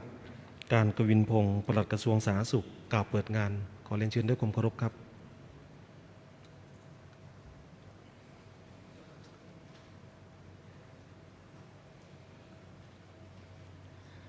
กราบนมัสการเจ้าประคุณสมเด็จพระมหาธีราจารย์กรรมการมหาเถรสมาคมประธานคณะกรรมการฝ่ายสาธารณสงเคราะห์มหาเถรสมาคมเจ้าอาวาสวัดพระเชตุพนวิมลมังคลารามราชวรมหาวิหารพระเถรานุเถระและพระคีลานุปถากทุกรูปด้วยความเคารพท่านโคสิทธิ์สุวินิจจิตคณะที่ปรึกษารัฐมนตรีว่าการกระทรวงสาธารณสุขท่านอธิบดีกรมอนามัยแพทย์หญิงอัมพรเบญจพลพิทักษ์ท่านผู้บริหารกระทรวงสาธารณสุขท่านวิทยากรและท่านผู้มีเกียรติทุกท่านผมมีความยินดีเป็นอย่างยิ่งที่ได้มาเป็นตัวแทนของท่านรัฐมนตรีว่าการกระทรวงสาธารณสุขท่านสมศักดิ์เทพสุทินมาเป็นประธานฝ่ายคฤหัสถ์ในพิธีเปิดการสัมมนาวิชาการสารพลังผู้นำทางศาสนากับการส่งเสริมสุขภาพแบบองค์รวมครั้งที่2ในวันนี้แล้วก็ผมขอกราบขอบพระคุณในความเมตตาของท่านเจ้าประคุณสมเด็จพระมหาธีราจารย์พระเถรานุเถระและพระคีลานุปถากทุกรูปที่ร่วมเป็นส่วนหนึ่งของงานสัมมนาวิชาการสารพลังผู้นำทางศาสนากับการส่งเสริมสุขภาพแบบองค์รวมครั้งที่2ในวันนี้มีรายงานว่าพระสงฆ์กว่า4 ใน 5เสี่ยงในการป่วยเป็นโรคไม่ติดต่อเรื้อรังหรือ NCDกระทรวงสาธารณสุขจึงให้ความสำคัญกับการดูแลสุขภาพของพระสงฆ์และสามเณรในปีพ.ศ. 2567กระทรวงสาธารณสุขได้ดำเนินการโครงการถวายการดูแลสุขภาพให้กับพระภิกษุและสามเณร 72,000 รูปเพื่อถวายเป็นพระราชกุศลแด่พระบาทสมเด็จพระเจ้าอยู่หัวเนื่องในโอกาสเฉลิมพระชนมพรรษาครบ 72 พรรษาในปีนี้กระทรวงสาธารณสุขจึงได้ดำเนินการอย่างต่อเนื่องผ่านกิจกรรมต่างๆรวมถึงการยกระดับวัดส่งเสริมสุขภาพสู่วัดรอบรู้ด้านสุขภาพเพื่อให้พระกีฬานุปถากมีความรู้ด้านสุขภาพและขยายผลสู่การพัฒนาสุขภาวะของชุมชนพร้อมทั้งสื่อสารความรู้ด้านสุขภาพให้กับพี่น้องประชาชนขอกราบขอบพระคุณทุกภาคส่วนที่เกี่ยวข้องและขอให้พวกเราได้ช่วยกันยกระดับการดูแลสุขภาพพระสงฆ์และสามเณรให้มีสุขภาพที่ดีสามารถปฏิบัติศาสนกิจได้อย่างมีประสิทธิภาพเป็นที่ยึดเหนี่ยวทางจิตใจของพี่น้องประชาชนต่อไปขอกราบขอบพระคุณครับ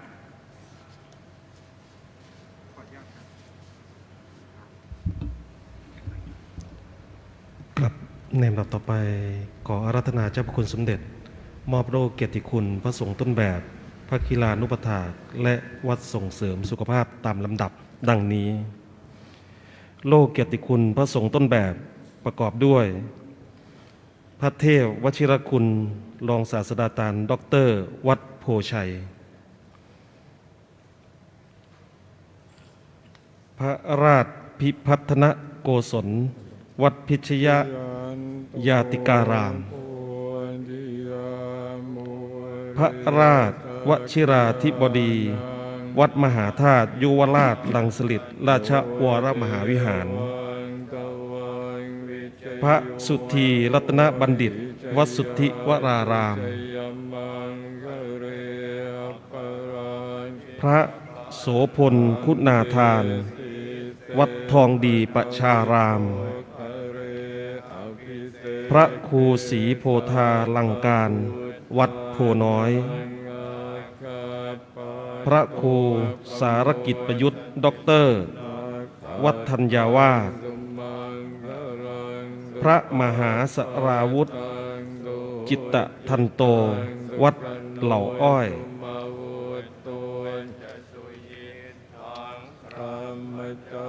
พระครูพิทักษ์วัฒนานุกิจวัดพรพระร่วงประสิทธิ์ พระครูปริยัติภัทรคุณ วัดสิงห์วงศ์พระครูอาทรสุวรรณกิจ วัดสุวรรณคีรีวงศ์พระครูพิสิทธิ์ภัทราธร วัดโบสถ์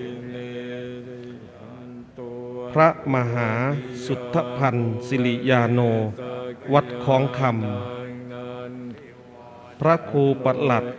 อัฏฐพงศ์ธรรมทินโน วัดบ้านบึง พระอธิการมานะฐานธรรมโม วัดหไทยนเรศ พระครูสมณะธรรมชัย ศูนย์ปฏิบัติธรรมและศูนย์อบรมเยาวชนชัยนาท พระครูสังฆรักษ์ณฤชิต วัดพระเชตุพนวิมลมังคลาราม โรเกียรติคุณพระคิลานุปถากได้แก่ พระครูวรสุตาธิคุณ วัดสามบ่อ พระครูภาวนาวชิราจารย์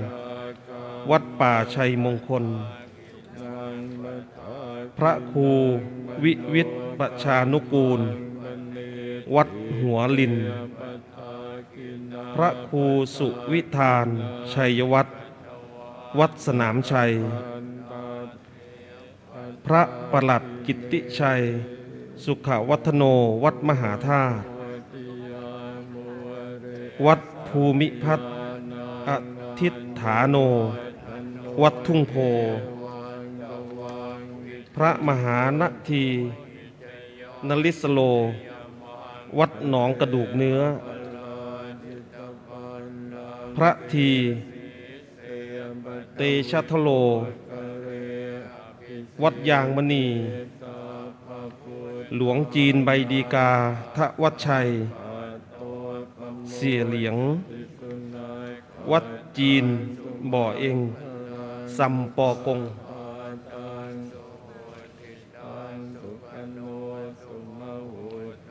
พระมหาสัจวัตรปัญญาวชิโร วัดสิตาราม พระครูสังฆรักษ์สิทธิรัตน์ วัดบำเพ็ญเหนือ พระปลัดนิพนธ์วัดลาดพร้าว พระใบดีกาสมเกียรติกตสาโร วัดพิโสภาราม พระบุญแถมกุสโร วัดวงสาพาราม พระสมศักดิ์ธิรจิตโต วัดบางยี่ขันธ์ วัดส่งเสริมสุขภาพดีเด่น วัดศรีบุญเรืองจังหวัดเลย วัดชินวรารามวรวิหารจังหวัดปทุมธานี วัดมหาพุทธารามจังหวัดศรีสะเกษ วัดสามบ่อจังหวัดสงขลา วัดคูหาสวรรค์จังหวัดพิษณุโลก วัดโพสีจังหวัดมหาสารคาม วัดปางลาวจังหวัดเชียงราย วัดศรีไกรราชจังหวัดนครสวรรค์ วัดหนองกระเบียนจังหวัดลพบุรี วัดสุดเขตแดนสยามจังหวัดบึงกาฬ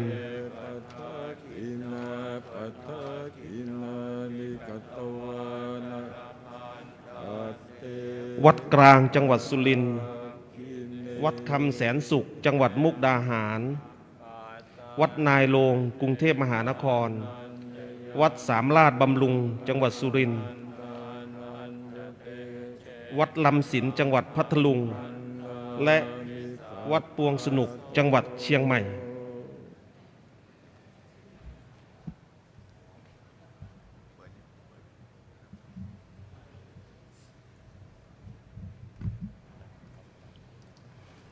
ครับในลำดับต่อไป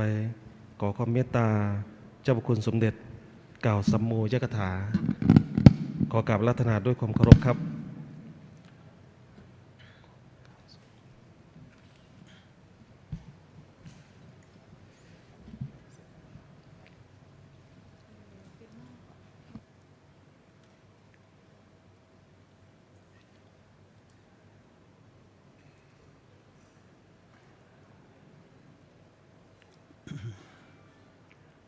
ขอแสดงกัลยาณธรรม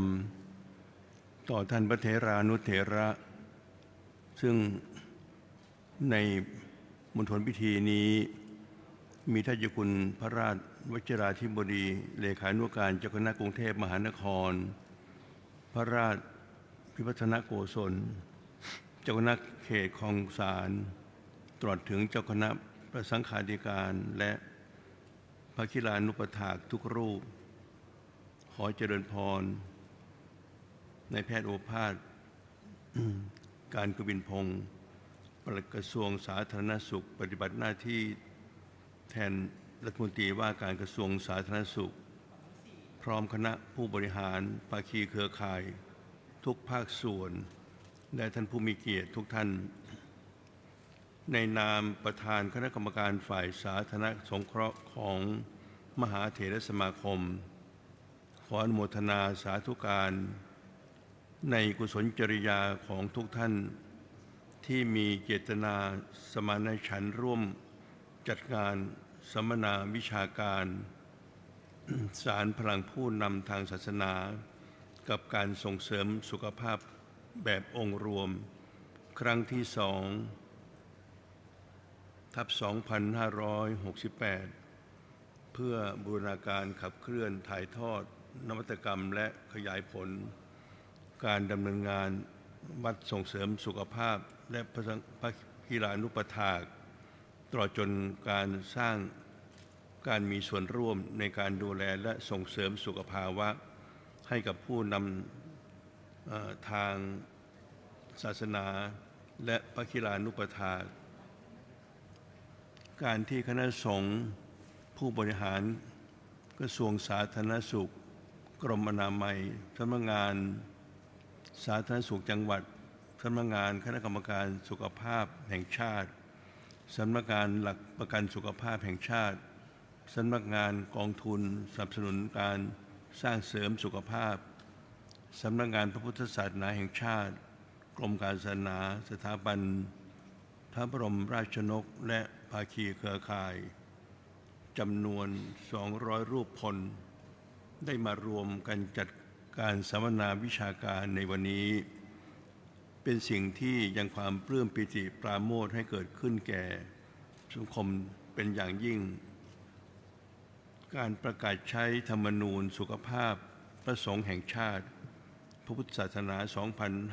2566 มีแนวทางในการส่งเสริมสุขภาวะพระสงฆ์ทั่วประเทศ3 ด้านด้วยกันคือ 1. พระสงฆ์กับการดูแลสุขภาพตนเองตามหลักพระธรรมวินัยโดยพระสงฆ์พึงมีความรอบรู้ด้านสุขภาพเพื่อให้มีสุขภาวะที่ดีเหมาะสมพร้อมในการทำหน้าที่สืบทอดพระพุทธศาสนาได้เป็นอย่างเต็มที่วัดพึงส่งเสริมและสนับสนุนให้มีระบบและกลไกในการสร้างเสริมสุขภาพการป้องกันและควบคุมโรคให้มีพระกีฬานุปถากคอยดูแลพระอุปชาอาจารย์และสหธรรมิกที่เอื้อต่อพระธรรมวินัยยิ่งกว่านั้นต้องมีความรู้ความเข้าใจเกี่ยวกับระบบบริหารสุขภาพและสิทธิประโยชน์ขั้นพื้นฐานในระบบหลักประกันสุขภาพเพื่อประโยชน์แห่งตนและสหธรรมิกทั้งหลาย 2. ชุมชนและสังคมกับการดูแลสุขภาพพระสงฆ์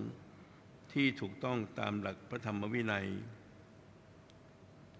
มุ่งเน้นให้ชุมชนและสังคม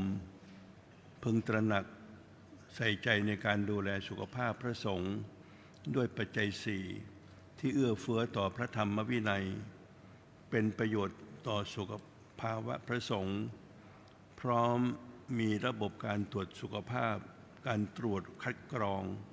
เพื่อค้นหาภาวะที่เสี่ยงต่อสุขภาพการให้คำปรึกษาแนะนำการปรับเปลี่ยนพฤติกรรมเพื่อป้องกันการอาพาธและสร้างเสริมสุขภาพอย่างสม่ำเสมอและต่อเนื่อง และสามบทบาทพระสงฆ์ในการเป็นผู้นำด้านสุขภาวะชุมชนและสังคมโดยมุ่งเน้นให้คณะสงฆ์และพระสงฆ์เข้ามามีส่วนร่วมในการสร้างสุขภาวะทุกมิติพร้อมกับกำหนดเป้าหมายนโยบายมาตรการและแผนงานให้พระสงฆ์และวัดมีบทบาทร่วมกันกับหน่วยงาน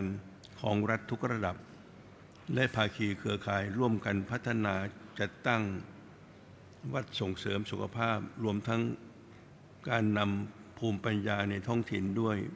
ในด้านสุขภาพมาดูแลสุขภาวะของสังคมและชุมชนอย่างเป็นรูปธรรมและต่อเนื่องการจัดงานวันนี้จึงเป็นการส่งเสริมสุขภาวะเพื่อหนุนต่อกิจกรรมส่งเสริมสุขภาพพระภิกษุสามเณรโดยตรงและพุทธศาสนิกชนในชุมชนเพื่อให้วัดเป็นศูนย์กลางของสุขภาพชุมชนในนามมหาเถรสมาคมขออนุโมทนาในกุศลจริยาสัมมาปฏิบัติของท่านพระเถรานุเถระพระคิลานุปถาทุกรูปที่มีกุศลเจตนาร่วมกันขับเคลื่อนธรรมนูญสุขภาพพระสงฆ์แห่งชาติโดยได้ตระหนักถึงความสำคัญการส่งเสริมและการดูแลสุขภาพพระภิกษุสามเณรและผู้นำทางศาสนาให้มีคุณภาพชีวิตที่ดีมีสุขภาพทางกายจิตปัญญาและสังคมด้วยดีตลอดมาซึ่งการทำหน้าที่เช่นนี้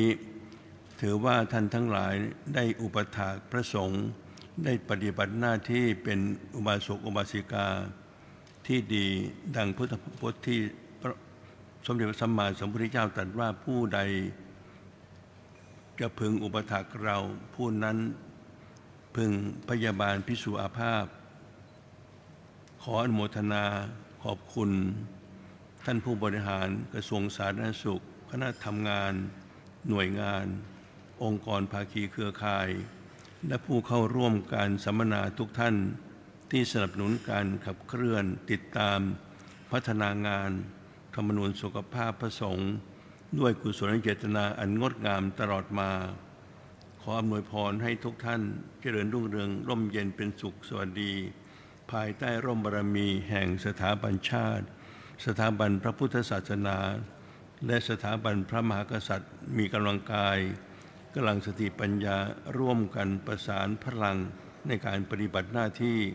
เกื้อกูลชุมชนสังคมประเทศชาติสืบไปตลอดกาลนานเทอญ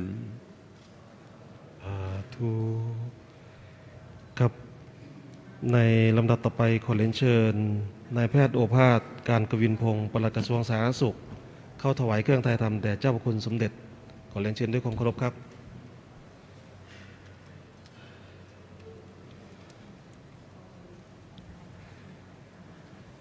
และขอเรียนเชิญผู้มีรายนามดังต่อไปนี้เข้าถวายเครื่องไทยธรรมแด่พระพิธีนะครับประกอบด้วยนายโคสิทธิ์สุวินิจจิตคณะที่ปรึกษารัฐมนตรีว่าการกระทรวงสาธารณสุขแพทย์หญิงอัมพรเบญจพลพิทักษ์อธิบดีกรมอนามัยนายแพทย์ณรงค์ศักดิ์อังคสุวภาประธานกรรมการขับเคลื่อนธรรมนูญสุขภาพพระสงฆ์แห่งชาติแพทย์หญิงนงนุชพัทรอนันต์นพรองอธิบดีกรมอนามัยนายแพทย์ทิติแสวงธรรมรองอธิบดีกรมอนามัยนายแพทย์ปองพลวรปามีรองอธิบดีกรมอนามัยนายดิเลกสุดแดนผู้ช่วยปลัดกระทรวงสาธารณสุข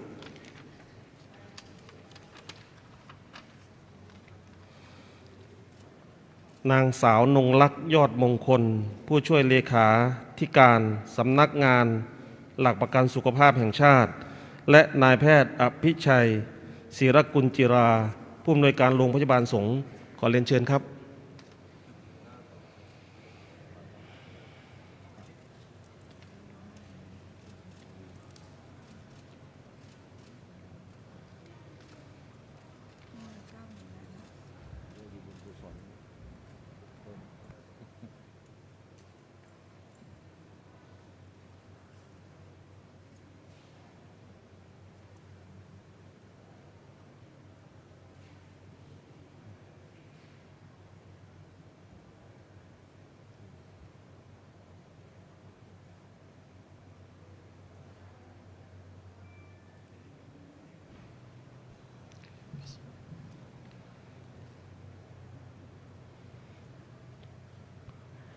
กับอาราธนาพระสงฆ์อนุโมทนาครับ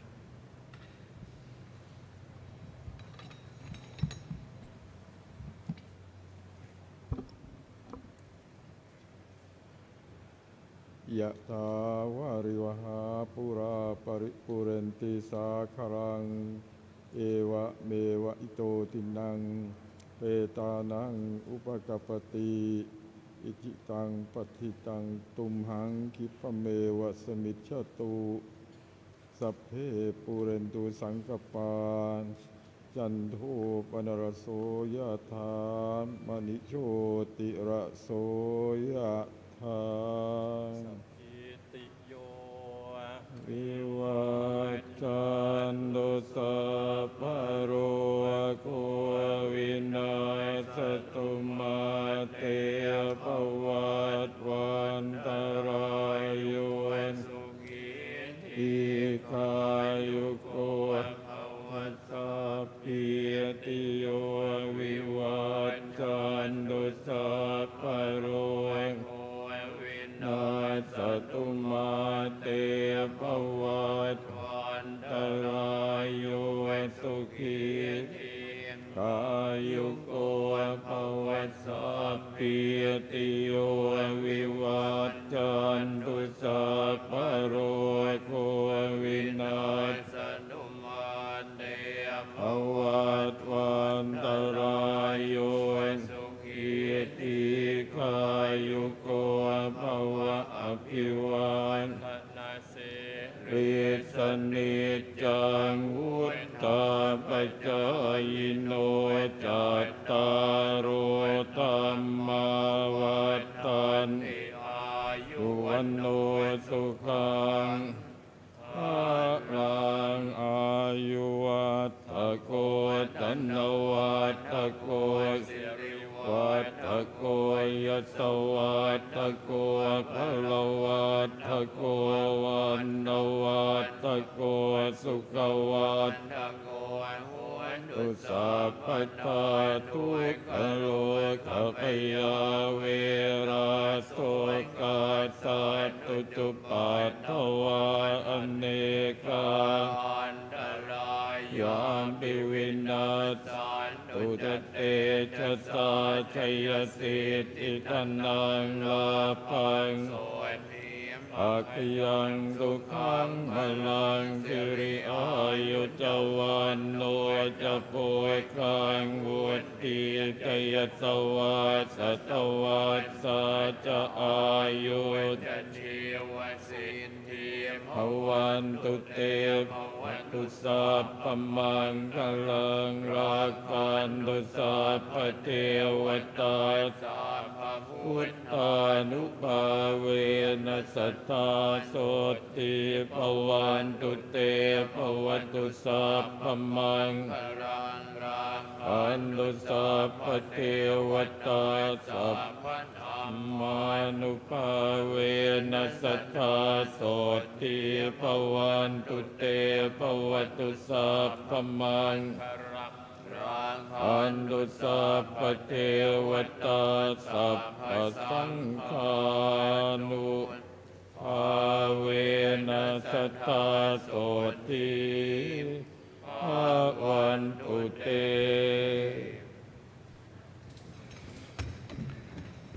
ครับในลำดับไปขอความเมตตาเจ้าพระคุณสมเด็จมอบของที่ระลึกแก่ผู้บริหารหน่วยงานที่ขับเคลื่อนงานผู้นำทางศาสนากับการส่งเสริมสุขภาพแบบองค์รวมตามลำดับดังนี้ครับขอเรียนเชิญนาย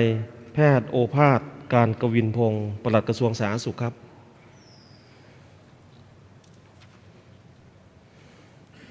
ขอเรียนเชิญนายโคสิทธิ์สุวินิจจิตคณะที่ปรึกษารัฐมนตรีว่าการกระทรวงสาธารณสุขครับ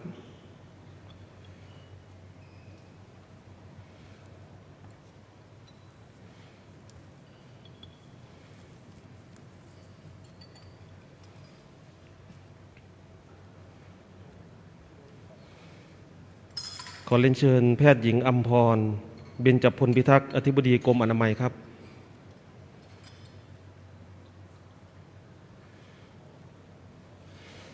ขอเรียนเชิญนายแพทย์ณรงค์ศักดิ์อังคสุวพลาป ประธานกรรมการขับเคลื่อนธรรมนูญสุขภาพพระสงฆ์แห่งชาติขอเรียนเชิญครับขอเรียนเชิญนายแพทย์วรัญยูสัตยวงศ์ทิพย์รองเลขาธิการคณะกรรมการสุขภาพแห่งชาติครับ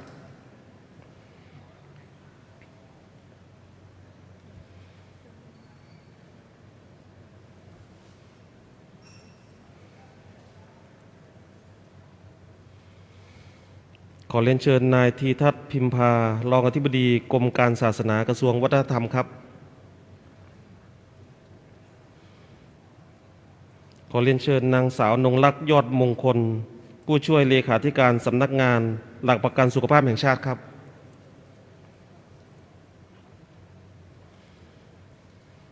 ขอเรียนเชิญนายแพทย์อภิชัยศิลกุลจิราผู้อำนวยการโรงพยาบาลสงฆ์ครับ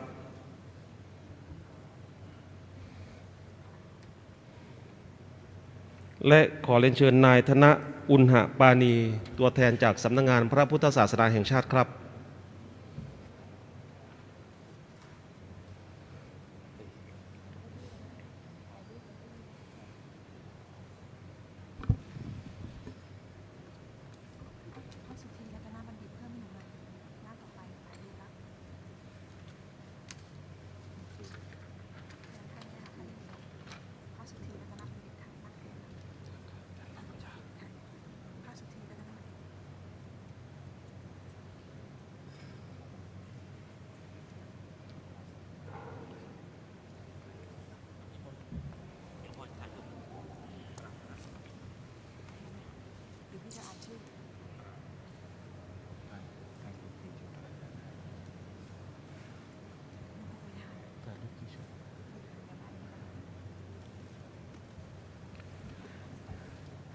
ครับในลำดับต่อไป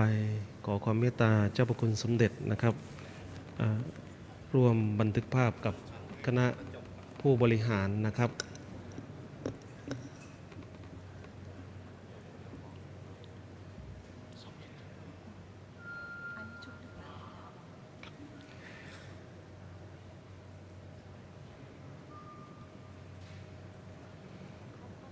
ครับชุดที่1ประกอบไปด้วยนะครับพระราชวชิราธิบดีพระสุธีรัตนบัณฑิตพระราชพิพัฒโนพระราชพิพัฒนโกศลนะครับพระราชปัญญาวชิรากร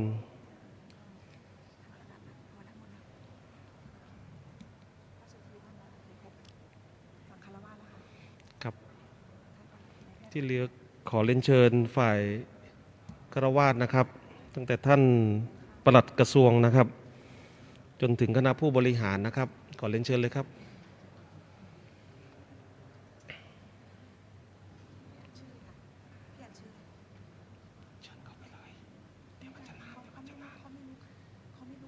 ไม่รู้เลย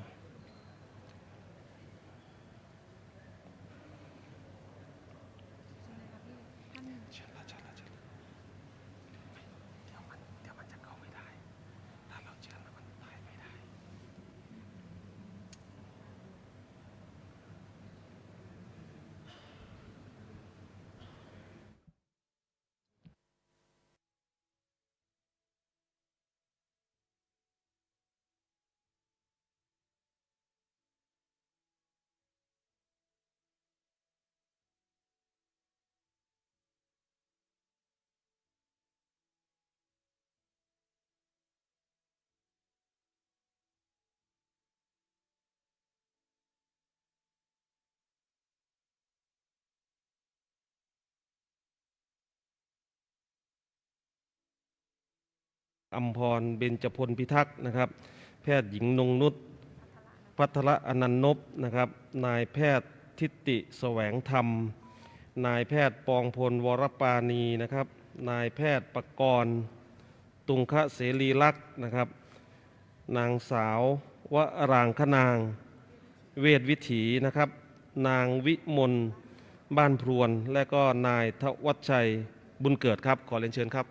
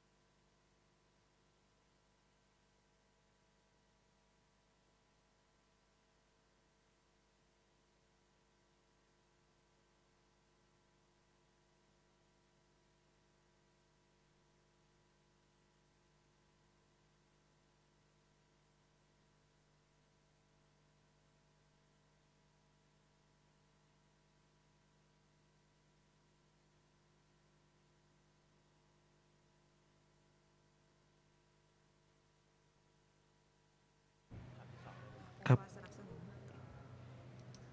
ครับต่อไปเป็นชุดที่2นะครับขอเรียนเชิญองค์กรที่สนับสนุนการขับเคลื่อนงานวัดส่งเสริมสุขภาพและภาคกีฬานุปถากครับชุดที่2เตรียมตัวได้เลยนะครับ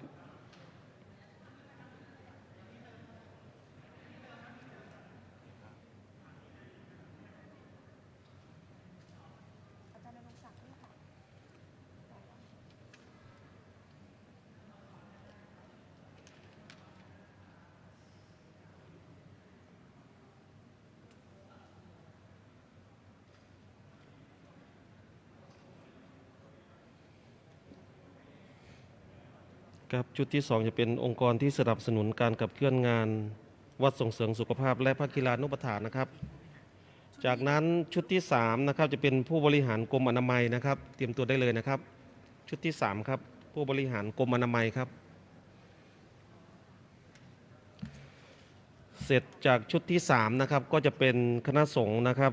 พระสงฆ์ต้นแบบในการขับเคลื่อนงานวัดส่งเสริมสุขภาพนะครับ